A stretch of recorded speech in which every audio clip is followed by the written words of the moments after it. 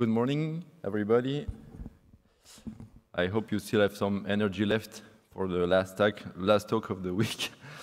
I know I don't have much left, but let's see how we can do this. So I haven't published a lot of description about this talk. The idea is I would like to give some feedback on frequent deployment issues that we notice with customers and partners, mostly the new guys that are doing their first deployments and aren't aware of some traps that you can easily fall into.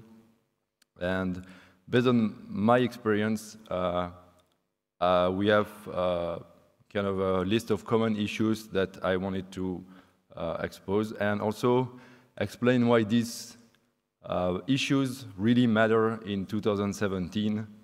So it's going to be like a small survival guide for first deployments. I guess it matters for new partners, but new people deploying Odoo for the first time. But maybe some tricks in here can be useful also for old-timers who have been doing deployments for a while.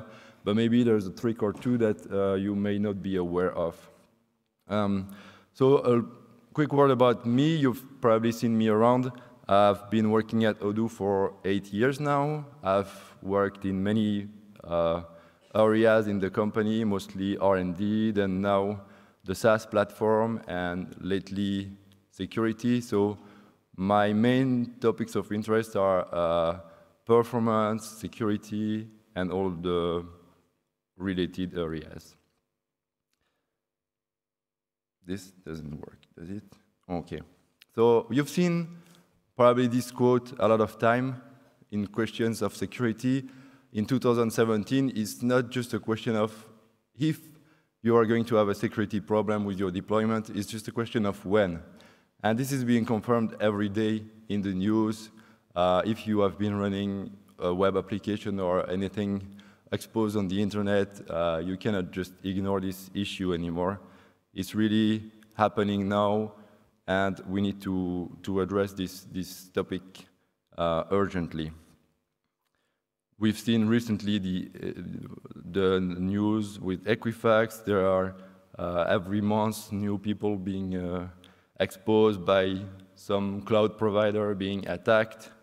And the thing is, it looks like the big players are an obvious target for these attackers, these malwares. But the reality is that everybody is a target now. The attackers are being very specific now with phishing, with spear phishing, with all kinds of targeted attacks. And even small companies are a target nowadays. It's not just the big ones anymore. And we feel it even here at Odoo. You know, we have the SaaS platform, so we are hosting thousands of customers on our servers. And we are seeing attackers now starting to target our platform, which wasn't the case a few years ago. And initially, who would have thought that Odoo could be a target? I mean, we were a small player in the market still, so why us, right? And even why small deployments of Odoo? I don't know if you follow this security issue earlier in the year where someone used our App Store to start an attack on deployments of Odoo running everywhere on the world. So what they did, they used first kind of a bad security practice is people who left the default password on their Odoo deployments. And then they used a kind of sophisticated way with a malicious application that they had published on the App Store. And they used this the default admin password of these vulnerable installations of Odoo everywhere in the world. And they triggered a download of an app of the malicious app they published on the App Store, which basically allowed them to execute arbitrary code on the server of these vulnerable installations. So that's, of course, a combination of rather obvious weaknesses, but it shows that it's really happening. So there's no question that Odoo is a target now, like any other web application really nowadays. And it kind of is significant to see that even if the small businesses and the small deployments are now really identified target for these attacks, these are usually the organizations that are not well equipped with dealing with them. They tend to be not prepared. They mostly still believe that they wouldn't be a likely target for these attacks, which is really cannot be further from the truth nowadays. So this is kind of a thing that I want to raise awareness about. And another topic that requires urgent attention, at least for anyone dealing with the European Union and at least European citizens as users, is the arrival very soon of the GDPR, the new legislation for data privacy, data protection regulation, which is coming early next year in May 2018, and we cannot even wait until that date to be ready. So a quick word about GDPR, if you're not familiar with it. It's been kind of talked about all over the news if you are in IT, sorry, IT-related news. And there are topics like security by design that are going to be enforced by the regulation and are going to apply to every organization, every single organization in Europe dealing with citizen data, but also all over the world if they are using data privacy related to European citizens. So it can affect organizations everywhere. And it deals with things like, of course, securing the storage and the processing of private data about citizens, but also other questions like giving access to the citizens so that they can know that they have data, they can update it, that they can ask for deletion. These topics are all at the core of the new legislation, and they are kind of completely changing the landscape in Europe. Because contrary to other countries, like in the United States, where there is already a strong body of law regarding these kind of issues, and specifically data breaches and things like that, Europe doesn't have a lot of legislation yet about some of these issues. And it's actually a very good thing. As a European citizen, I'm actually glad that they are doing something about it. But it's going to be a really big piece of work for organizations all over Europe to adapt to. So it's time that companies are aware of this legislation and start working on it. I won't talk a lot about it because it's kind of outside of the topic of my talk today, but there are things here that are still relevant, and that knowing the tools available for a company is important in the context of the GDPR. A core part of it is knowing what kind of data you are processing about the citizens, where that data is stored, what is happening to it. That's very important in the context of the GDPR. And of course, Odoo, if you are using it, is going to be a core piece of software when it comes to processing data. So many of the subjects that I will cover later can be important, and if in your global plan for addressing the GDPR regulation that is coming. Another funny thing that I wanted to mention is that credentials, as we've seen, are being stolen and disclosed on the internet all over the world with the big players like we've seen Yahoo, Equifax, and so on. But it's happening also on a on smaller disclosures with all kinds of accounts being stolen everywhere. So this is a website that might be interesting for you to check out. It's called Have I Been Pwned, and it basically indexes all the disclosures of lists of email and passwords that are being done every day on the internet. The way it works is that hackers, of course, they are disclosing these stolen credentials on their private communication channels, but they often go public at some point with the lists. And they usually do that by posting them on some anonymous boards. You may be familiar with Pastebin, where you can easily drop a text file, share it with someone, and it is basically anonymous. You never have to log in or provide any credentials. So what this website does is it monitors all these public boards where you can anonymously post data, and they have heuristics to recognize when a list is being dumped, contains a lot of emails and passwords. And then it retrieves them and indexes them in a big database. Of course, they are quite open about how they do it, and they secure. When they retrieve a list of passwords, of course, they do not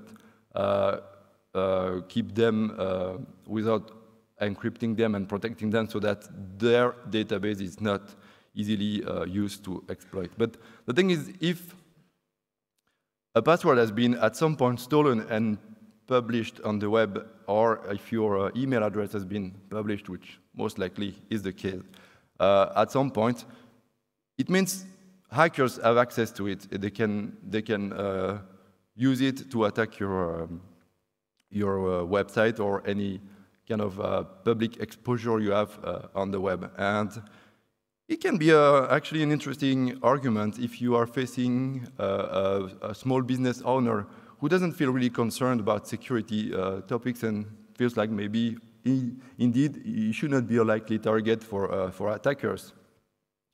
Just ask him to go there and to just input his email address or his password and see if maybe it turns out it has been leaked at some point. And you would be surprised how many hits you will get with your email, or let's say your previous email that you used in the past, or a student email or something, and your password. And of course, you might consider that your password might turn there in the results because someone else in the world has been using the same password, and maybe it's not yours, and that's true. The thing is, if your password is in there, it means it's a likely password enough that attackers can start using in targeted dictionary-based attacks on any website. So it means it's a weak password, basically. It's part of the set of passwords that are routinely tried. And if your password is unique enough because it contains some personal-related data, or because it's sufficiently random that there is a very small chance that anybody else would be using it, if you see it in there, it means it's been definitely leaked and cracked if it was part of an encrypted leak. So that's kind of an interesting website to raise awareness about these topics as well. So let's go a little bit over some obvious things with deploying Odoo in a kind of secure manner. So I'm not going to discuss a lot of the deployment architecture that you could be doing because there are many aspects in terms of performance, and there are many other talks that you can find on past sessions of Odoo Experience where we discuss this. But the basic architecture is that you need an Odoo server, you need a database server that may be on the same machine as the Odoo server or on a different machine, and you really need a web server in front of that. That's really the minimal thing that you need to deploy Odoo. If you are missing the first part, the leftmost part here, the web server, then your deployment is definitely not good. And the web proxy is really essential for many different things. It does a lot of things that Odoo doesn't do because it's not really our focus, and because it does it better anyway, so why should we try to implement this in Odoo? It does SSL termination, so if you want HTTPS, which everybody wants, and we are going to discuss that in a minute, you need a web server in front of Odoo to do that. If you need gzip on the fly to accelerate access to your website, and you do want that, I can confirm that you definitely want it, you need also a web server in front of that. And then You can also use it to implement protections for your website, limits on the number of requests that can be processed for different clients. And also very importantly, you can have your web proxy implement better, smarter protocols than just HTTP, like Speedy and HTTP2, which are already available and are doing a big difference. So for all of these reasons, you want a web proxy, a web server proxying the request to your Odoo server. This is an example of a deployment architecture, a simple one, where you see the Odoo server on the right as Odoo as a service, but also the database is on the same machine. And we have a replication between this server and a copy, a hot standby copy of this server when we are replicating. This is the kind of deployment you would have for a small deployment.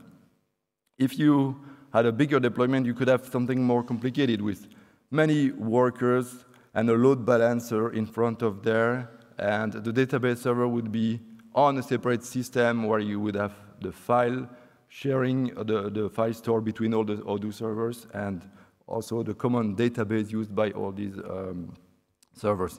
So this is just to illustrate the fact that you can have many different variations on the architecture, but the basic premise remains the same. You want Odoo in the middle, you want a database server, and you need something in front of them. Here is a load balancer acting as the web proxy in front of it. Sorry. So one word about HTTPS.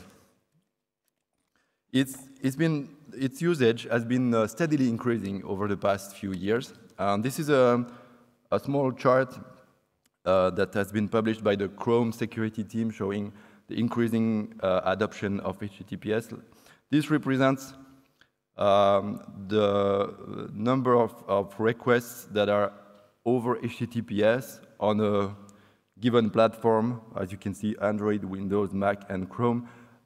Android has been knowingly lagging behind, but it's slowly catching up in terms of adoption of HTTPS, because mobile websites apparently used to be less often using HTTPS encryption. This is the global rate. This is the picture as of 2017, and it doesn't show the evolution or the split between different territories, because there are countries where it's significantly lower. For example, Japan, for some reason, has a really low adoption rate for HTTP, or at least much lower than the other areas of the world, for instance. But this really is used as an illustration that HTTPS is going to be everywhere. Actually, if you just try for a minute to think of one website that you have been accessing regularly for the past week, and that is not using HTTPS, of course you probably didn't notice. But most of the websites that you've been using, like the big common website, they're all over HTTPS. You cannot, it's actually difficult to find a pure HTTP website nowadays. And for this reason, the guys that doing the major browsers are slowly starting to deprecate HTTP. So that's another reason why HTTPS definitely is not optional. That's part of the things that you need to deploy, not just because it protects the communication between the browser and your system, and of course the passwords being transmitted and so on, but also because it is now required. And as you can see here, this is the plan for the Chrome security team. They plan to, at some point, entirely put a red warning if you are browsing a website that is not using HTTPS. So at some point, they will have to block plain HTTP because it's a deprecated protocol, really. And really, it's now for free. HTTPS used to be a pain because you had to buy a certificate, and that was expensive.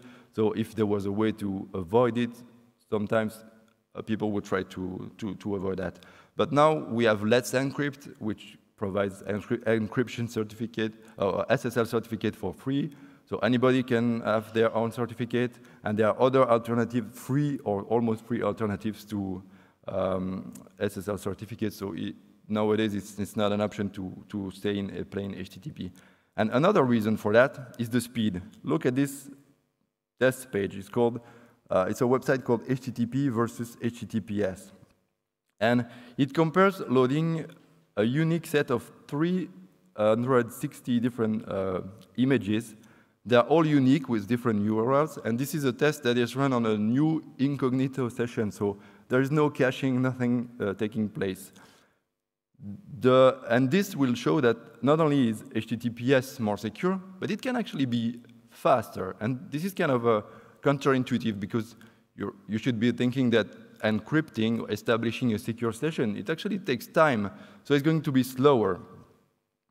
But the truth is that HTTPS is also the foundation above which speedy and HTTP2 protocols are constructed.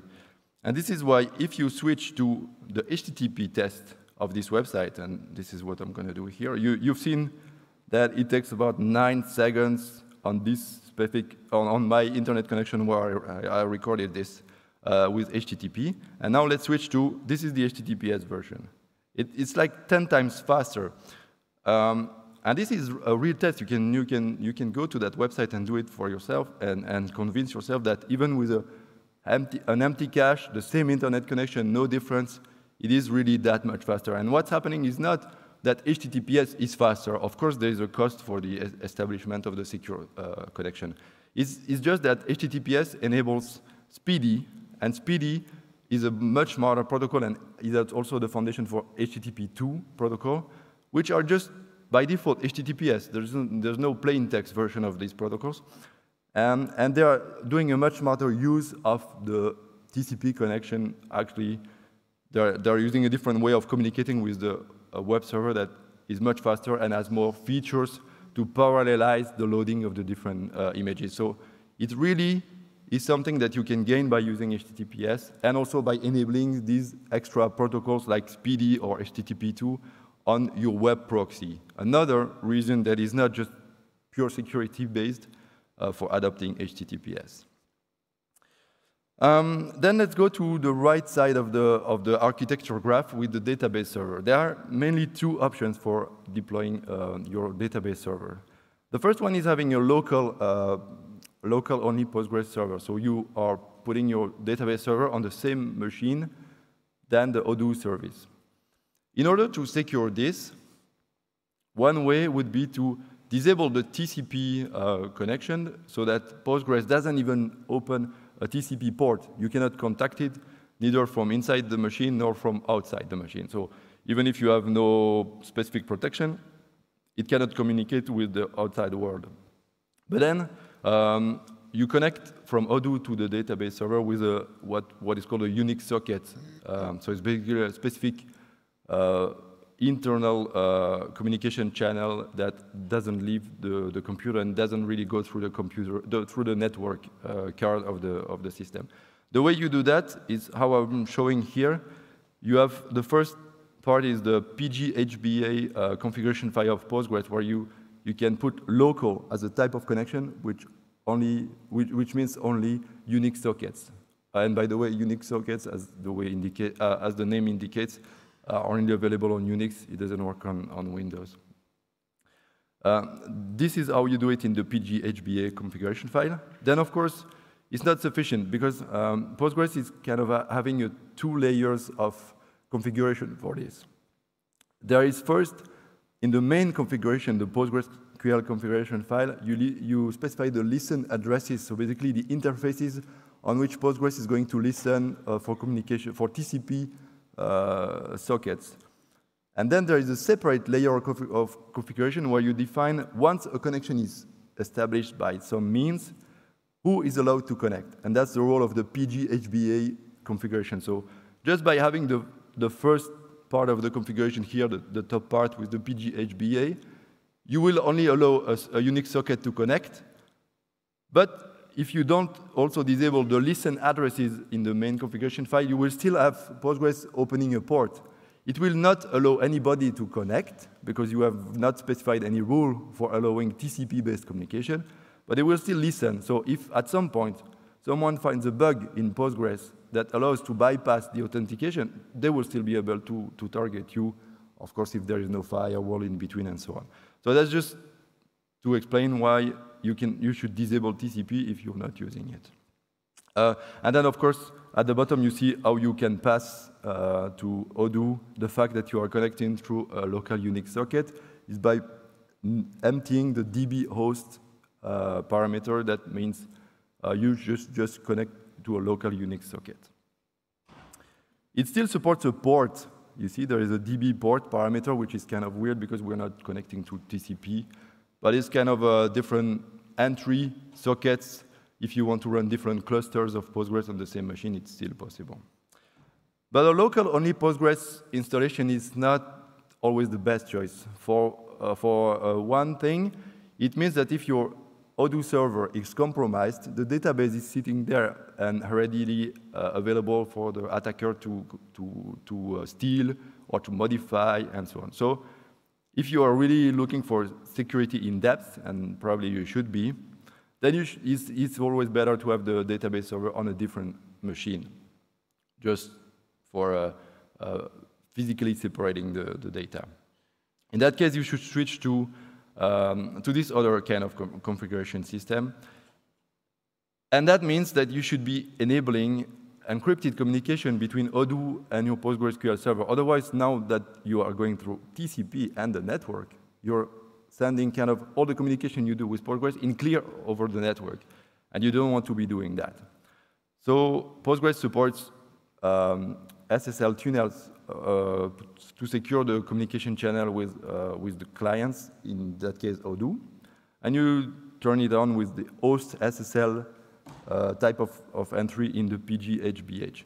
And by making sure that you don't have normal host entries, because host is for plain TCP connections, and host SSL is for encrypted channels, you should only have host SSL entries to make sure that you disallow plain connections. And by the way, Odoo used to not support these encrypted communication channels. But we've just introduced an option in Odoo version 11 to enable them. It's called the DB SSL mode option that you can see at the bottom here. And it takes all the different parameters that you can pass to Postgres in terms of specifying if the SSL is required or not. You see on the slide here, I put SSL mode equals require, and that means Odoo will not connect to a plain text, to a clear text channel with Postgres. By default, we don't make it required, we make it preferred, which is the kind of a fail-safe way to say if you have SSL and non-SSL options to connect to the server, we are going to use always the SSL version, the secure version. So you're explicitly, you can explicitly require it by having require as the value. Then there is, of course, the access to the server. Basically, if you are running a server with Odoo, you should make sure that there is the smallest attack surface on that server. So you should not be running services that you don't need. You should, whatever your kind of infrastructure is, it could be a physical server, it could be a Docker container, it could be a virtual machine, whatever. That is your machine, virtual or not, that is running Odoo, and it should be mostly running Odoo or your database, and you should try to tighten it down. The kind of guidelines we use is don't have local users, local system users, except the one you really need. So don't allow customers or partners or other people you work with to connect to your servers if you can avoid it. And of course, only allow SSH as the way to gain entry to the server. Remove password-based authentication so that you're not a target for brute force. Only public key authentication should be enabled. And then use all the best practices in terms of setting up your firewall for your operating system. Only allow the ports that you want to open, so the inbound port for HTTP connections to Odoo, or HTTP connection to the web server that will pass it to Odoo. Also block outbound communications unless you really need it, so that if at some point someone is able to execute some piece of code to start a process that connects to the outside world, it will be blocked and will not be able to spread or attack external systems. And my last strong recommendation is, if possible, don't install PHP and any other kind of a small PHP-based interface that you may want to use, because that's a very, very common way of getting your server compromised. And if that server is compromised through PHP, they still kind of get an easy access to your Odoo and maybe your database, and so keep it out of your server if you can manage it at all. Another interesting thing that you want to do is, once you are done with the setup of the system, you want to block access to the database lists, because you often have more than one database on a server. Sometimes you have test databases, but we'll see that it's not a good practice. But maybe you have several customers on the same server, so they have different databases, and you don't want attackers to be able to just browse and ask for the list of databases that they could try to compromise, because just the name actually already is an indication that maybe they can find more information about who that customer is, and maybe they can find the emails that they can try to log in with, and so on. So you should be using this option called No Database Lists that blocks the listing of databases. You can put it in the configuration file as listdb equals false. Also, combined with that is the other option called DB filter that allows hosting multiple websites or multiple databases on the same server, but with different host names, and never having to show the user selection box where they have to pick the database they want to connect to, because obviously you want to disable that and not publish this list anywhere. So you use DB filter, and you can put an expression. There are two patterns that you can include. There are %h and %d that can be used to match the domain of the request. So when you are sending a request to the web proxy that passes it to Odoo, it preserves the original request. And we can see that it was contacting domain.com, for example. So you could put here the %d value in the DB filter and match only a database that is named domain, so that you can match a database with a host name. You can have a look at the manual to see more explanation about that. And that is another way that helps to block access to the list of databases. And then, of course, a good practice also is in your web proxy configuration, you can entirely block this prefix web database and whatever after that, because that's the pattern of URLs that are used to access the database manager screen, where you can create database, backup database, duplicate database, drop databases. That's a dangerous interface to keep available.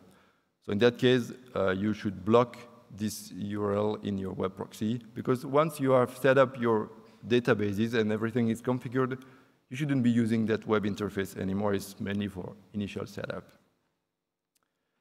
And something that is new in version 11, and it's very important that you learn about, is the fact that the no database list option that I've been discussing just a minute ago has a different behavior in Odoo 11, in that it blocks entirely the database screen. So you don't necessarily have to do a blocking in your web proxy configuration, because by default, this is what it will look like.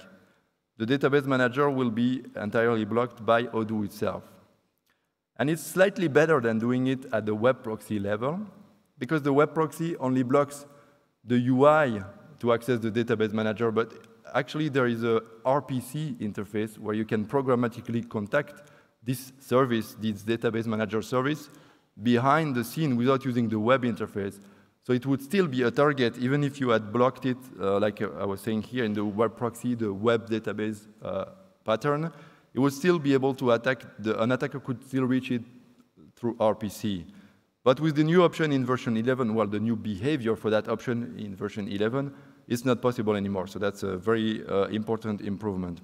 And another related change is the fact that you used to be able to tell Odoo to open initially open a database when you start the process by specifying a --database parameter in the parameters of the server, also known as -d, -d, and also in the configuration file also as a DB name.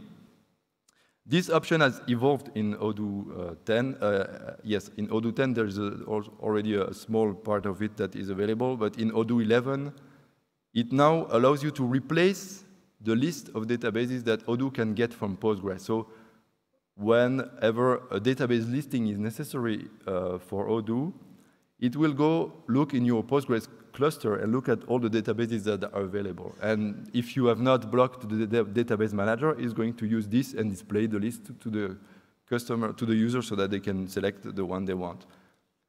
If you are using the database option in version 11, you can now replace this list by your own list. So you can avoid letting Odoo look at your list of databases in Postgres. It won't even have a look at there. It will just use the list that you explicitly provided. So even if you have 20 different databases in your PostgreSQL cluster, you can make sure that Odoo only ever sees 2 of them by specifying them as a comma-separated list. That's kind of a big semantic change in the handling of the parameters for starting the server. So as you can see, that's the screen. It looks like it only blocks the UI, but it actually also blocks the RPC level, which is more important. And of course, that doesn't prevent you from blocking the URL pattern that we see here on the proxy level, because it's also good if they just get a 403 error or access denied error, and they don't even have to see this specific screen. A related option to this is we've been discussing having several databases on the same PostgreSQL database server, and then having Odoo let you select between these. It's actually a common reason for having that is having your staging and test databases located next to the production databases. That's a common pattern that unfortunately we see in deployments. And that's a very bad idea, because you tend to use weak passwords or default passwords even in your test systems. But if they are sitting on the same machine as the production system, they are just as readily attackable as your production system. And even if the production system, the admin has a really strong password, if there is a test database next to it which has the default password admin, then you get what we got earlier in the year, and your server is exploitable as a whole. Even if only one database there was vulnerable, the attacker is able to connect to it, to act as the administrator, take over, and maybe install something depending on the kind of protection you've configured. So it's just really a bad idea, and you want to have your test and staging databases sitting on a different machine than your production database. And if at all possible, don't expose it on the internet. Or if you need to expose it on the internet because your customers need to test it, or your user need to access it to test it remotely, then maybe you could do something like password protected with HTTP authentication that can be configured in the web proxy, so that it's okay because it's a test system. It's not something that your visitors need to know about. So if there's a password to type before testing, it doesn't bother much. And that way, at least, it's safe from being attacked through the default channels of the web interface. So really, try to isolate your test and staging databases and not put them on the same machines as your production system. Then comes the topic of having backups, because backups, as such, are not a security topic because they won't help with the security, but they can actually break your security if you don't do that correctly. So first, of course, a word about what you should back up. There is, of course, the PostgreSQL database that you need to back up. It contains the main business data. Then there is what we call the data directory in Odoo, which contains the file store, some extra maybe modules that you would have installed dynamically. And also important is the session store. So all of this is kind of forms the data sets that you need to back up, because that's what you need to restore your Odoo deployment to the same state. So that's what you need to include in your backups. But then you shouldn't stop there, because what is important as well is all the configuration files that are related to that, the Odoo configuration file, if you have one, and the other configuration files for your web proxy that is on front of Odoo, and so on. And that doesn't stop there, because you also need to back up system logs and Odoo logs and web logs, because if in the future you notice that something has been compromised, you will be really happy that you can find the backups of these things, like even from 3 months ago, because you are rotating these log files, you know. Otherwise, they would eat up the whole space of the server. So you need to rotate them, and it's customary to rotate them like daily, and maybe to keep 1 week of them. So after a week, your logs are basically lost, and you need to have them available for possibly auditing and investigations of issues, or just misbehavior or errors that you may have occurred in production. So it's important to back them up as well. And watch out with the rotation period, because if you are rotating daily and you keep like 1 week of historical files on the server, and then you back them up in your external backup, you need to be sure that if you do monthly backups and you have a rotation of 1 week, well, you're going to miss 3 weeks of logs every time you do a backup, because if you need to go back 2 months in time, you won't have the whole story available in your log file. So I would advise to have a very long rotation period. Like, keep your logs along like maybe 1 month of logs on the server itself, so that if you have monthly backups, you never lose a single line of log. That's really important. So of course, how should you be doing these backups? The first thing is, don't use the database manager to do your backup, because first it's supposed to be disabled, right? And second, because it sucks to be doing a backup. It's manual, and it's difficult to automate, and you shouldn't be using it for that. In production, you should be scheduling backups, and you should be offloading the backups to a remote server, because you don't want your backups to be compromised along with the data if at some point, remember when and not if, your server will be compromised. So you want the backups to be pulled by the backup server to an external service. You don't want the server itself to be pushing the backups. Why? Because that means that it has some kind of write access to a different system where the backups are located. And that means that if your server is compromised, or when it will be compromised, it will be a possible way to jump to the backup system. And that's usually the kind of things attackers are looking for, so they can escalate and jump from one server to the next, and finally discover the big thing. It's happened for Instagram, it's happened for many big players. So you want the backup servers to be pulling the data from the main servers, not the other way around.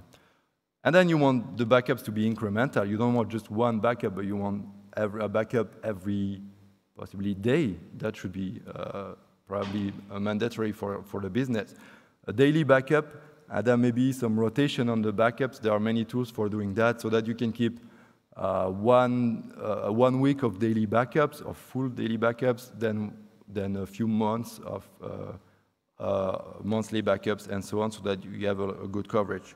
Right now, on Odoo Online, we keep 1 year full of backups, because we found out that our previous period of 3 months was just too short.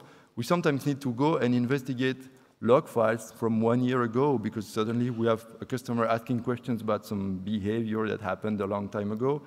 And we routinely have to go in those backups to retrieve that kind of information. We also very often have to go and retrieve a backup from a database from last month, because a customer has done a mistake and they want to compare the data with 1 month ago, and so on. And the most important, the single most important rule with backups is that you need to monitor your backups.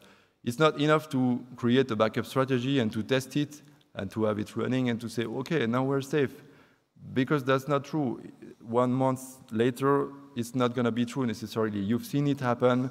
Maybe if you're familiar with GitLab, they had this big breakdown earlier in the year where they had I think, 5 different backup methods. So it was extremely redundant, 5 different ways of doing backups. And at some point, one engineer dropped the production database by mistake, and they found out that none of the 5 different ways could recover the data that was there. So they lost some history, and they might have lost a lot more because out of luck, they had a semi-recent backup. So really monitoring your backups is just mandatory, because otherwise you could consider that you have no backup. That's as simple as that. So we have the next step after the backup is having a disaster recovery plan. That's usually the longer term plan. In case your whole data center is down and you had your backups, fortunately, in a different data center, that's a good idea as well.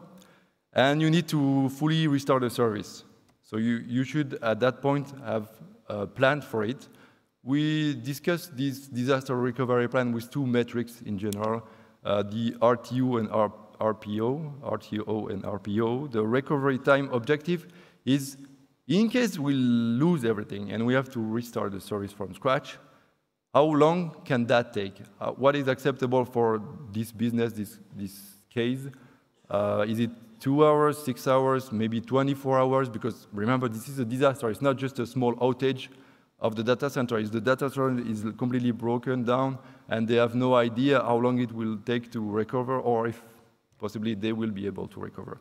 So you need to plan for the RTO time. How long can it take? And then the RPO time, the recovery point objective, is how much of the data can be lost in case we lost the production data.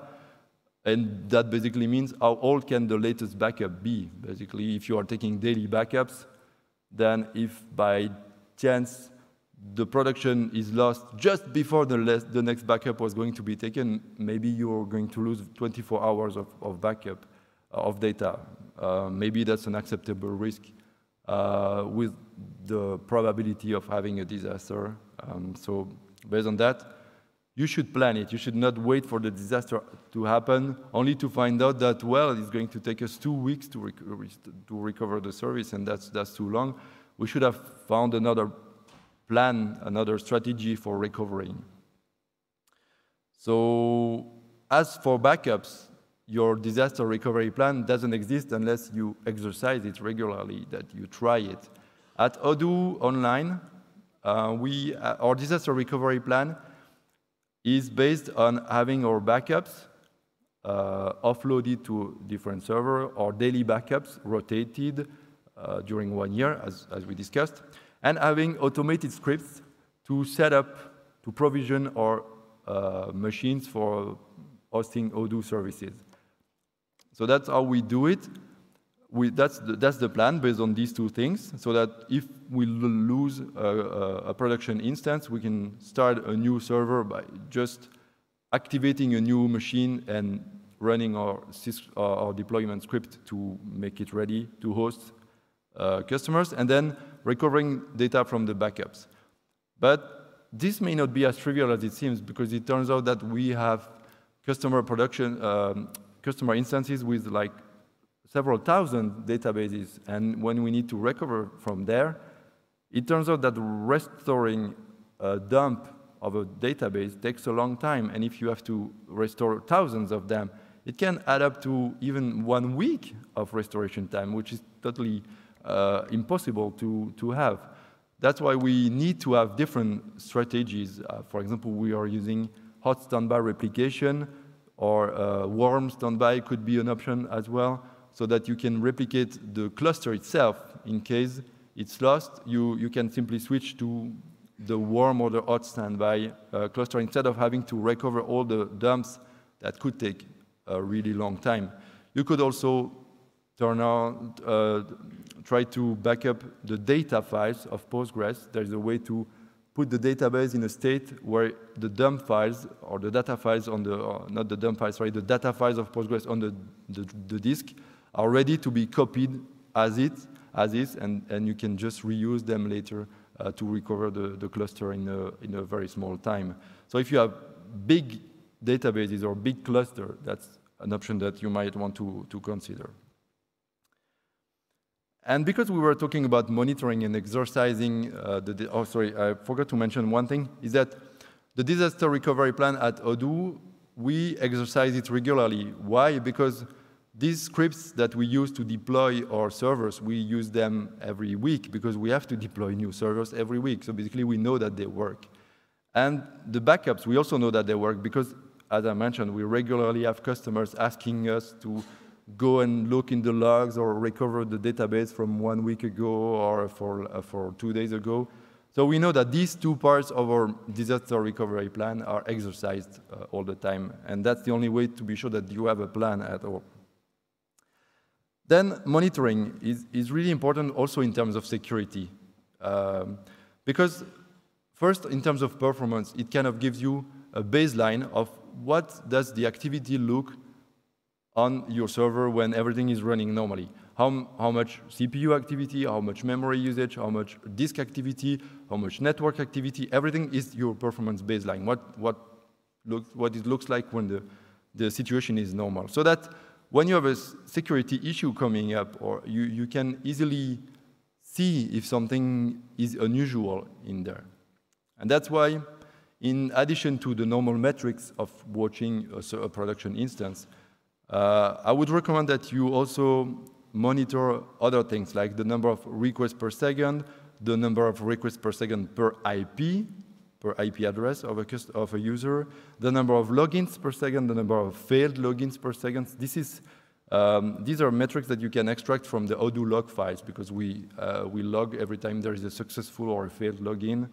And the number of requests should be available directly from the log files of your web server, like Nginx or Apache and so on. So these are easy to extract, and then you should put them in your monitoring system. As a monitoring system, we recommend Munin because it's really simple. You can write a new probe for monitoring a metric with just a couple of lines of code, because if you can program a script that prints the metric, then that's enough. You don't have any complicated API to support. So that's cool. And once you start monitoring it, well, the next step is to put your backups there. You need to have a probe that's going to look at your backups just as a read-only way. You don't have to have write access to the server, but just find a way to retrieve the information of how up-to-date are your backups. You can look at the timestamps of the files, like the log files of the system. Remember, you put them in your backups. They actually give you like the time of the backup, because the log files, like the system log files, are all the time updated. So you can easily watch that and see if that's correct. Are they more recent than 24 hours for every system that you have in your backup? Then you're good to go. That means the backup has run. Then maybe you also want to test the integrity of the backup. Does it contain all the files that I'm supposed to have there? And once you have that and you have a monitoring ready, then you can rest assured that in case of real problem, you will have a backup there. One last thing that you can do additionally to just graphing, having charts with the activity on your server, is using techniques like fail to ban. Fail to ban is kind of a simple tool that exists in the Unix world, where you can configure rules to react to certain patterns in your logs. So you can use it typically to monitor the SSH connections and the number of failed attempts to connect on SSH. That's the typical use for fail to ban.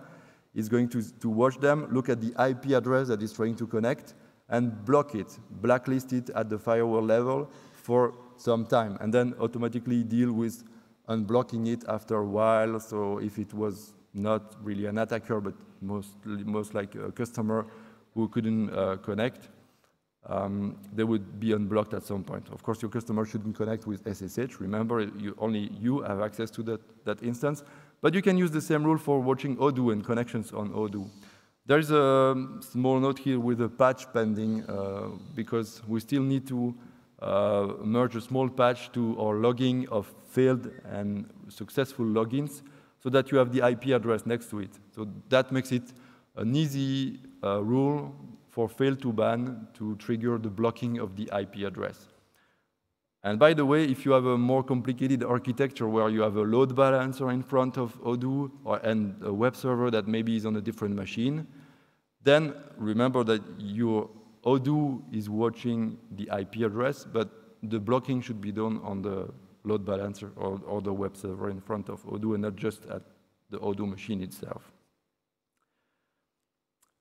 One thing that can be useful in terms of security, and that's protecting not the data but the resources of your production instance, is to use the worker system and the limits that are available as configuration options in Odoo. I think that's a common option that people have to decide when they plan their production deployment, and the deployment architecture is to see how many workers they will allocate to the different machines if you want to do load balancing and so on. So you need to know that the limits that you can put there only work when you have activated the worker mode, the multi-process mode where Odoo forks a separate process for handling each request. And they are not active if you are using the default multi-threading mode that is mostly suited for development and testing, where there is no enforcement of any limit. And what you want to limit is the CPU time that a single request can take to process. And you also want to limit the memory that can be allocated to that worker while it is handling the request. So you have to look at these options here. Limit time CPU, limit time real. The difference is it wall clock time, the time that has happened since the request started, or CPU time, the CPU time, so the number of seconds that your CPU was busy working for that thread, not just you were waiting for the request to finish. It affects all workers. So, there's a small typo, it's HTTP or cron. Basically, it limits the time that Odoo can take to answer a request. So if someone is trying to block your server by making it handle huge amount of data or trying to make very long running processes, that's where the limit can stop the badly behaving request. And also for the cron worker is doing the background jobs that are running to do housekeeping in the database. And these are also limited with these settings. Then the memory limit is important because the number of workers you have, you multiply it by the hard memory limit, and that's how much memory your system should have.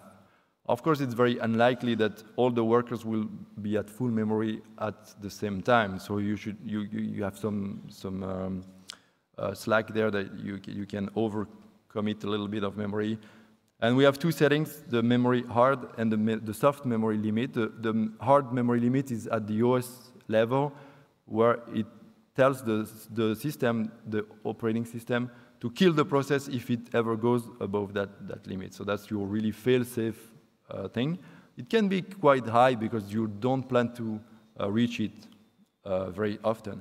And the soft memory limit is the memory limit that is checked by Odoo after each request to see if, have we somehow reached this limit? Because if we did, it means that we are leaking some memory somewhere. We're not supposed to be there because it kind of seems to be accumulated request after request. Whereas the hard memory limit is like the instantaneous limit. When the process is working, at some point it goes to this limit and it's instantly killed because otherwise it would compromise the system.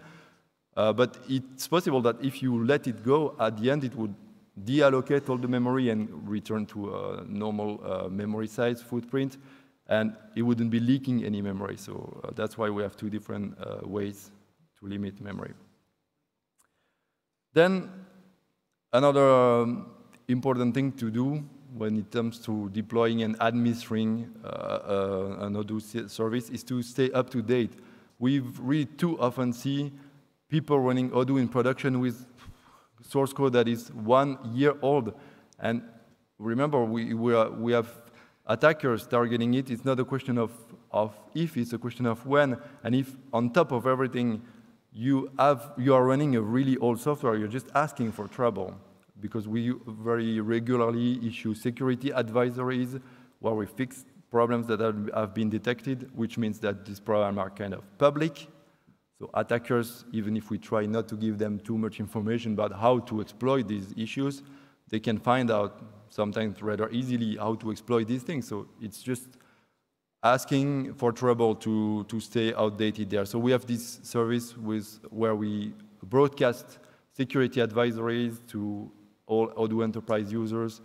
And after 2 or 3 weeks, when we hope that they have all deployed and all their systems are up to date, we put it publicly on our website to make the whole community aware of it. So just be sure to monitor this and stay up to date. That's really, really important. And it's just not Odoo, also your operating system. Every day or every week, there are security patches being issued for your operating system. If you do not have any user connecting to the system, except yourself, you should not worry too much about all these user-land security issues where a system user on the operating system level could escalate to being administrator. You don't really have this issue because you're not allowing users to execute commands themselves. But you have to watch out for all these dependencies to all these packages of the operating system that may be used directly or indirectly by Odoo or by Python. There are libraries like for processing images, things like that, low-level libraries that are indirectly being used by Odoo. And it's not uncommon that we see that a vulnerability in another component is exploitable through Odoo. And Odoo is your gateway that all the visitors and the customers are using. So it's an easy target if there is a way to go through Odoo and by uploading a specially crafted image, start to execute code on the system. That's not an invented story. It actually happened. So you want to watch not only Odoo, but all the components of the system. And that's why keeping that to a minimum number of different components per machine is a good idea, because that's a lot less sources of possible security issues in your deployment. So that's about all the topics that I wanted to really stress, all these topics that you want to keep in mind. And the main takeaway is that it is not anymore an option to not paying attention to these security topics. Anybody deploying Odoo or a web application for that matter on the internet nowadays needs to take these things very seriously and to take measures to protect properly the system. And the good news is that, as we've seen here, it's not necessarily very expensive. You don't have to hire necessarily security experts and big teams and to be watching the system all the time. If you take these good practices and when you plan the deployment, a good part of the job is already done. And of course, you need to monitor and to watch your servers. But the baseline is good enough that you may be resting more easily. And by the way, remember that in Europe, GDPR is coming in 2018.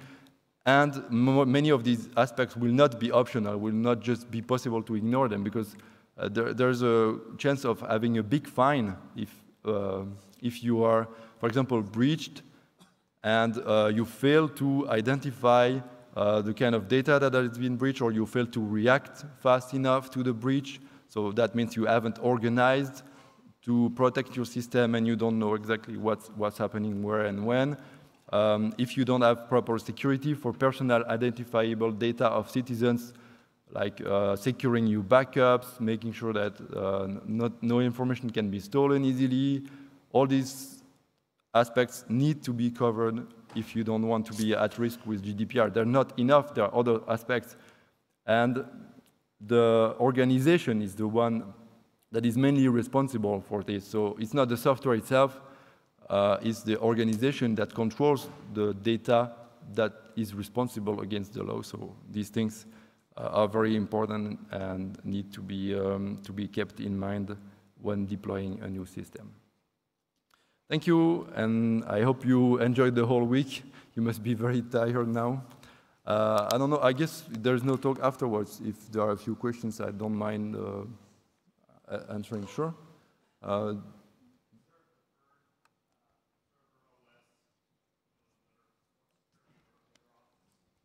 Definitely, at least when it comes to deploying Odoo, we tend to prefer Debian-based systems. That's what we test most. That's what also we found has been the most convenient platform in terms of frequency of the updates of the security and frequency of arrival of new features and so on. So we definitely recommend using a Debian-based platform. You can choose between Ubuntu and Debian. That's the two ones we typically use for deployment. Probably in terms of stability, Debian is better. If you can use the Debian Stretch, is a good choice at the moment. Otherwise, Ubuntu, if you use the LTS version, is a good choice as well. But in both cases, be sure to watch out for security updates. And by the way, I forgot to mention that security updates, of course, you can turn on the unattended upgrades of your server, but it's actually a risk. You can take it. It's probably better in terms of security, but it has happened in the past that we've seen big regressions because security updates are tricky for the reason that they're not public until the time of disclosure comes. So the exposure of the patch is very limited to a few experts working on it. And it's very common that they will miss some regression that they are introducing with the security patch. So it has happened that we had servers where customers were completely unable to work just because there was some unattended upgrade of a security patch. So we prefer to watch and apply them knowingly rather than having the operating system update itself automatically. But that's a choice if you're ready to risk a small regression from time to time for the added security is cool.